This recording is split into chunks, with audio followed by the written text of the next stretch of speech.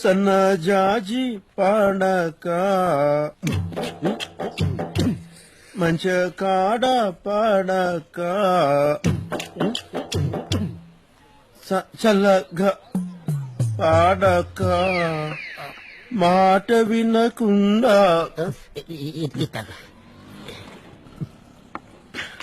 మాట విన. మీకు పాటలంటే ఇష్టం అనుకుంటాను. నాకు ప్రాణం. విను, పాడద్దు.